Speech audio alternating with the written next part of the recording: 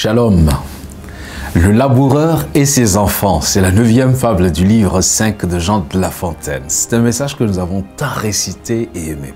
Travailler prégne de la peine, c'est le fond qui manque le moi.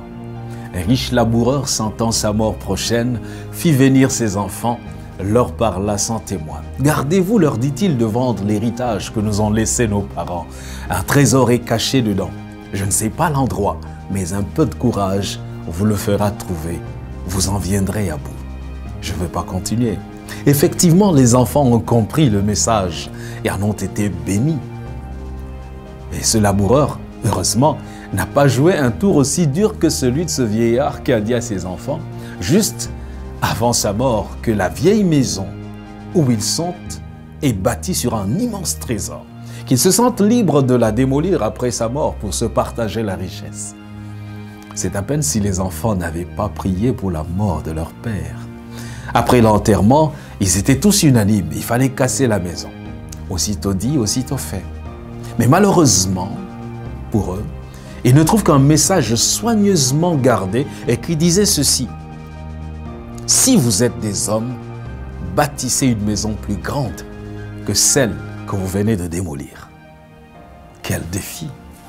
Mais quel merveilleux conseil le laboureur donne-t-il à ses enfants? Il faut prendre de la peine.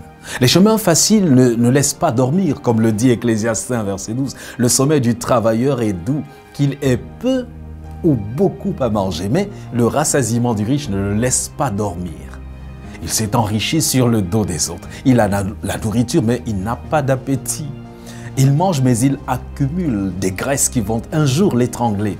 Le riche doit se mêler à ses ouvriers pour mieux comprendre leurs peines et mieux les rémunérer. L'attitude du riche qui n'est pas passé par l'école de Dieu dans la souffrance n'est pas du tout agréable. Un homme riche comme celui de la fable le savait et il a voulu épargner à son fils le châtiment réservé aux mauvais riches. Cet enfant n'avait jamais travaillé, il ne pouvait rien faire. Le père se sentait coupable de cette situation. Il savait que sa mort était certaine et que l'appauvrissement de son fils était tout aussi certain. Il appela son fils et lui demanda de sortir et de travailler pour gagner de l'argent pour lui. Le fils fut surpris et pensa que son père délirait certainement. Il est allé se reposer quelque part. Puis le soir, il revint et tend une pièce d'or à son père qui se réchauffait près du feu. Celui-ci jeta la pièce dans le feu, se lamentant du mensonge de son fils. Le lendemain, le fils partit pour un prétendu travail. Il ne fit rien. Lorsqu'il revint, il avait réussi à se salir et il tendit une autre pièce d'or à son père. Ce dernier lance un regard de reproche à son fils et jette à nouveau la pièce d'or dans le feu. Puis il dit à son fils, « Ce n'est pas le fruit de ton travail. » À ce moment-là, l'enfant n'avait aucun moyen de se défendre. Le jour suivant, il s'est éloigné de la maison. Il rencontra une vieille femme qui cherchait du bois. Il a aidé toute la journée. Et à la fin, la vieille femme lui donna une pièce de monnaie. Sur son chemin, il vit un vieil homme qui réparait sa charrette. Il prit tout son temps pour l'aider. Le vieil homme le remercie en lui donnant une petite pièce.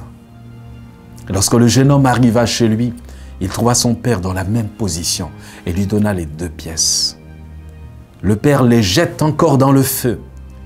Le fils en colère et les larmes aux yeux se précipite pour retirer les pièces du feu. Avant même que le fils ne raconte sa journée douloureuse, le père avait compris. Il a pris son fils dans les bras et l'a félicité. Il a pu transmettre l'important message à son fils avant qu'il ne s'endorme du sommeil de la mort. Le travail des mains n'est pas méprisable. Il n'est pas destiné aux esclaves des temps modernes. Jésus a consacré la plus grande partie de sa vie terrestre à son établi de charpentier. En donnant à l'homme le travail, Dieu lui a prescrit le repos du sabbat, le 7e jour de la semaine, qui est samedi. Faire du travail une idole, une drogue, c'est se tuer et tuer les autres autour. Le repos garde de la tentation de tout attendre du travail. Le repos est à la fois un commandement, mais en fait une nécessité, un droit. Il nous rappelle que la vie ne dépend pas de notre travail, mais avant tout de l'amour de Dieu. L'homme ne vit pas que pour travailler. Il faut donc un équilibre entre vie professionnelle d'une part et vie personnelle et familiale d'autre part. Comme le disait Clémenceau, les cimetières sont pleins de gens indispensables. Ou encore, celui qui ne se repose jamais finit par fatiguer les autres. Fin de citation. Aucune sueur tombée en terre ne reste sans bénédiction, car le travail est un trésor qui culmine jusque dans la vie éternelle. Quant aux pauvres qui se rongent les ongles et grommelent du succès des autres, il faut travailler avec ardeur, comme la fourmi dont parle le sage lorsqu'il s'adresse aux paresseux. Dans Proverbe 6, verset 611, « Va vers la fourmi paresseux, considère ses voies et deviens sage. » Il faut commencer par nettoyer le dessous de votre lit, oui, puis la chambre, ensuite désherber la cour et enfin sortez et cherchez du travail. Le plus grand ennemi du chômeur, c'est lui-même. La plupart des gens sont cloués au sol simplement parce qu'ils se laissent effrayer dans leurs pensées. Ils ont peur de changer de cap et de prendre le chemin de leur destinée. Ils laissent l'ennemi construire dans leur imagination des portraits de défaite, de pauvreté ou de victimes des politiques qui sont responsables de leur malheur. Ils capitulent sans avoir livré bataille et, comme le paresseux dont parle le sage qui dit « Il y a un lion dehors, je serai tué dans les rues », il tombe avant même d'avoir livré bataille. Secouez-vous, relevez votre tête et mettez-vous au travail, puis reposez-vous, adorez Dieu et dites-lui merci.